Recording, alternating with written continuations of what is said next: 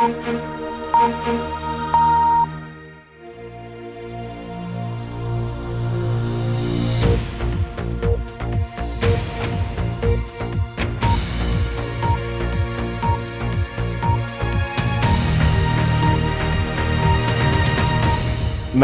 25 juin, bonsoir et bienvenue dans votre BBC Info. Voici les titres de ce journal. Au Sénégal, Aliou Saïd démissionne de la Caisse des dépôts et consignations. Le frère du président sénégalais avait été mis en cause dans l'affaire Petro-Tim, relancée début juin par une enquête de la BBC. En Mauritanie, 2 jours après la présidentielle, l'opposition continue de contester la victoire du candidat du pouvoir. Et les Camerounais jouent dans quelques minutes leur premier match de la CAN contre la Guinée-Bissau. Pourtant, tenant du titre, les Lions indomptables ne sont pas favoris de cette compétition. Aliou Saïd, le frère du président du Sénégal, a démissionné de son poste à la tête de la Caisse des dépôts et consignations. Aliou Saïd dirigeait l'organisme depuis septembre 2017. Sa démission survient à la suite des scandales de corruption révélés par la BBC le 3 juin dernier. Une enquête qui a suscité des manifestations à Dakar. Dans une déclaration, Aliou Saïd estime que les allégations font partie d'une campagne visant à le déshumaniser et à le transformer en ennemi public numéro 1. Le point avec notre correspondant à Dakar. C'est une véritable tragédie qui touche un être en chair et en os, un homme qui éprouve des sentiments, qui a été élevé dans certaines valeurs cardinales. Ce sont là des mots qu'Aliou Saïd a employés dans sa déclaration de démission de la tête de la Caisse du dépôt et de consignation du Sénégal, poste qu'il occupait depuis septembre 2017. Le frère du président du Sénégal a été cité au cœur des révélations de la BBC sur un scandale d'une valeur de 10 milliards de dollars dans le secteur pétrolier. Aliou Saïd n'a pas seulement travaillé pour l'homme d'affaires australo-roumain Frank Timis qui a décroché l'exploitation de 2 blocs pétroliers et gaziers au Sénégal en 2012. Mais il aurait été aussi destinataire via une société à son nom de 250 000 dollars américains de la part d'une entreprise de cet homme d'affaires. Un transfert que le Sénégalais a toujours nié. Seulement le ministre conseiller en charge de la communication de la présidence sénégalaise, Hamidou Kassé, a confirmé la semaine dernière sur une chaîne de télévision que le petit frère du président a bel et bien reçu ce montant, en précisant toutefois que c'était pour une consultation dans le secteur agricole. Ce ministre a d'ailleurs lui aussi été débarqué de ses fonctions de chargé de communication de la présidence du Sénégal hier lundi, selon le quotidien national Le Soleil. Depuis la révélation de la BBC début juin, le sujet ne cesse de faire les gros titres au Sénégal. Des partis politiques et organisations de la société civile ont décidé d'organiser des manifestations chaque vendredi dans les rues de la capitale Dakar pour exiger plus de transparence et une suite judiciaire. Le procureur de la République a déjà annoncé mi-juin l'ouverture d'une enquête. Frank Timis et Aliou Saïd nient en bloc toute corruption. Un sujet de Lamine Noureddine Kankobo. Non loin du Sénégal, la Mauritanie, la tension monte après le scrutin de samedi. Les 4 opposants en lice lors de l'élection ont annoncé leur intention d'utiliser tous les recours légaux auprès de la Commission électorale nationale indépendante. Ils ont jugé inévitable la tenue des second tours le 6 juillet. Regardez ce reportage de Kao Fissui. Les partisans de l'opposition réunis devant le siège de la coalition Vivre Ensemble affichaient leur refus de reconnaître les résultats qui figuraient sur la page Facebook de la CENI. Khan Hamidou Baba, au nom des 3 autres opposants, a invité la foule à aller demander des comptes dans le calme et le civisme aux dirigeants de l'institution en charge de l'organisation des élections. Le sitting d'aujourd'hui, la marche d'aujourd'hui, elle doit s'ébranler en direction de la CENI. Nous vous recommandons d'éviter toute forme de violence, surtout si des personnes innocentes. Le vrai problème, c'est qu'on a affaire à un régime qui s'accroche à ce pouvoir pour défendre ses seuls intérêts.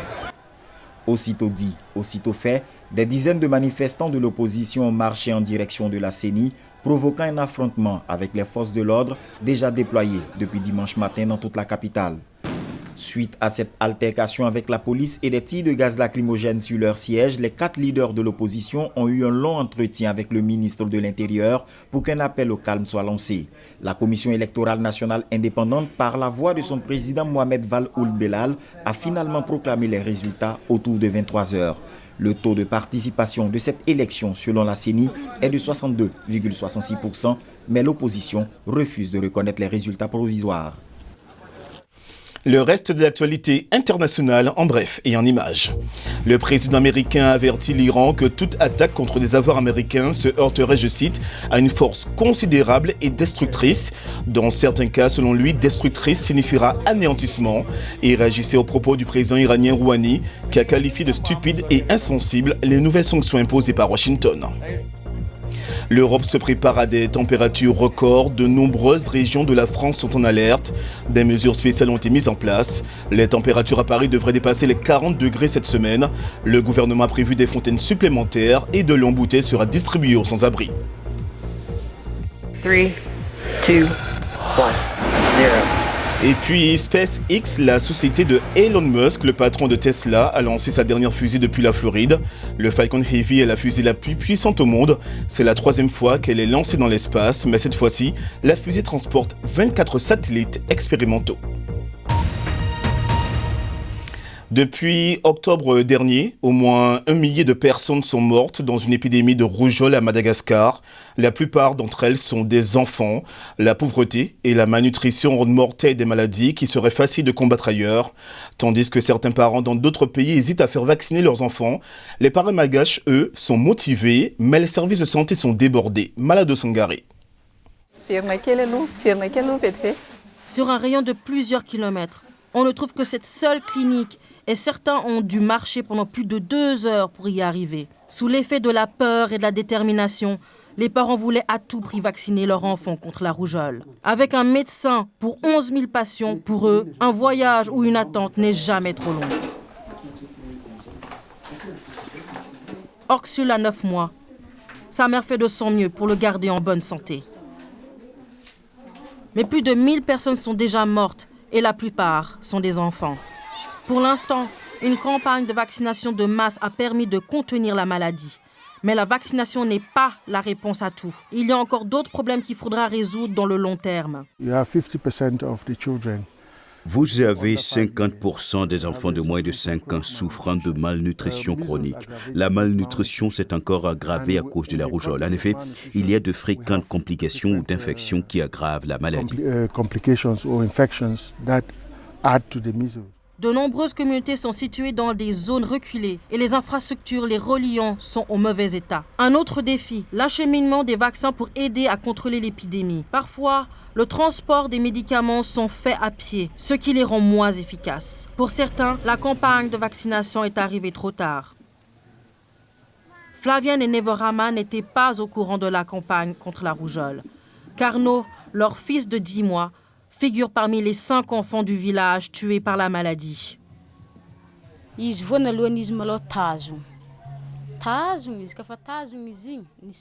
Au début, il avait de la fièvre et de la toux.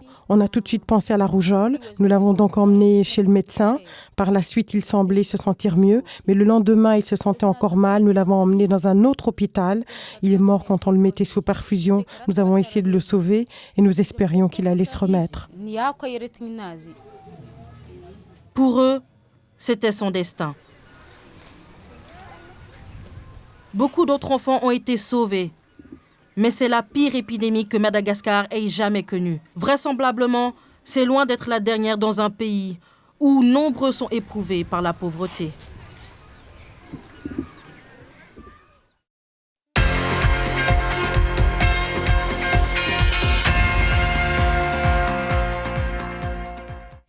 C'est le moment de faire le point sur l'actu sportive avec Pierre-Antoine Denis en direct du Caire. Bonsoir Pierre-Antoine.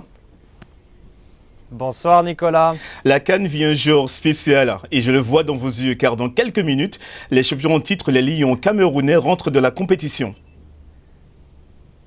Tout à fait Nicolas. Voilà, on va enfin pouvoir parler de football avec ces Camerounais parce que, vous l'avez dit, ils ne sont pas favoris et pour de bonnes raisons. Parce qu'on a d'abord parlé de compétition qui leur a été annulée, ils devaient l'organiser, souvenez-vous. Après, on a parlé de primes qui n'ont pas été payées aux joueurs, on a parlé de blessures, on a parlé de groupes amoindris. Mais là, enfin, ça y est, on va pouvoir enfin parler football avec ces Camerounais. Ils sont actuellement dans le tunnel du stade d'Ismaïlia. Ils sont à quelques minutes donc d'affronter la Guinée-Bissau en ouverture de leur CAN 2019.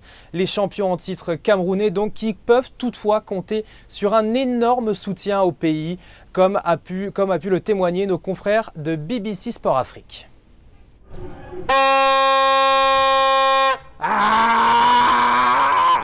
Prêt pour la bataille. Sous un soleil de plomb, les fans de l'équipe nationale de football du Cameroun répètent leur pas de danse. Je suis sûr et certain que le Cameroun va remporter cette CAN. Vous savez pourquoi le Cameroun va remporter cette CAN? Parce que nous n'aimons pas les défis. C'est le Cameroun qui devait organiser la CAN 2019. Comme on n'a pas organisé cette CAN et qu'on a envoyé ça en Égypte, le Cameroun va remporter cette coupe pour dire au monde que nous sommes les plus forts. Gando Piquet, le fan le plus populaire des Lions Indomptables, fait partie de ce groupe réuni à Douala. Comme c'est de tradition, avant tout événement sportif, ils mettent sur pied un nouveau répertoire et apprennent de nouvelles chorégraphies. Comme eux, plusieurs groupes se préparent dans différentes villes du pays. Il est question pour nous de redonner aux supporters son âme de supporter. Que le supporter arrête d'être spectateur dans les stades, qu'il reprenne sa place, sa position de supporter. Encourager, crier, chanter, même quand ça va mal. Dans la douleur, quand il y a but, quand on encaisse, il faut toujours rester derrière son supporter. Et on voudrait que les cœurs battent la chamade pendant que les Lions jouent. Même si les Lions sont en difficulté, qu'on soit là, soudés derrière cette équipe des Lions Indomptables pour dire oui, nous revenons à cette âme de supporters. Les Lions Indomptables ont remporté 5 fois la Coupe d'Afrique des Nations. Gando Piquet accompagne cette équipe depuis des décennies. Il le fera encore cette année.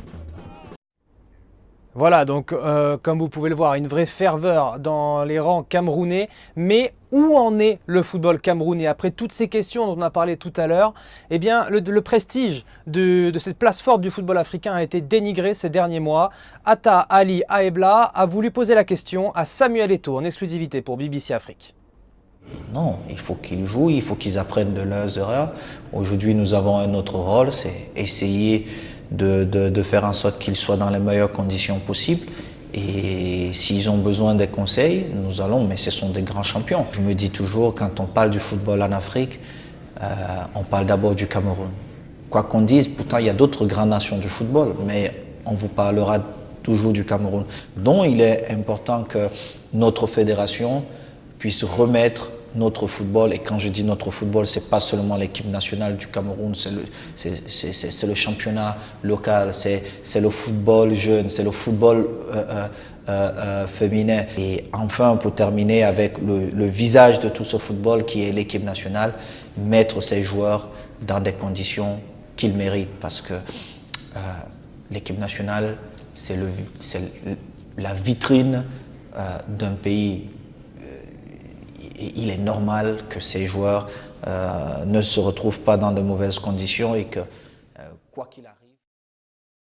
Donc voilà, donc c'est toutes ces questions donc, que pose Samuel Eto'o. Retrouvez Emmanuel Coste tout à l'heure pour les résultats de ce Cameroun-Guinée-Bissau. Et enfin, à 22h, juste après Cameroun-Guinée-Bissau, Ghana-Bénin dans ce dernier match de la première journée, dernier match du groupe F entre les Black Stars et les Écureuils béninois. Un groupe F, Nicolas, qui peut créer beaucoup de surprises. Merci Pierre-Antoine Denis. Et j'ai une petite question pour vous. Avez-vous déjà joué au football dans la boue? Allez-y. Oh oui, pendant 15 ans. Eh bien, ce qui suit, Pierre-Antoine, va vous faire sourire. Samedi dernier, en Russie, des joueurs ont disputé un tournoi de football étonnant.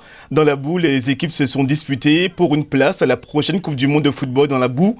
Les joueurs de l'équipe locale Poggi ont remporté le match et seront donc présents lors du prochain mondial de football en Finlande pour défendre les couleurs de la Russie. Voilà, je pense que ce sont des images très étonnantes. Voilà, fin de ce BBC Info. Merci de l'avoir suivi. Vous êtes de plus en plus nombreux à nous regarder, notamment sur TVZ au Burkina Faso. L'information continue en radio et sur bbcafrique.com. Excellente soirée à tous et à demain.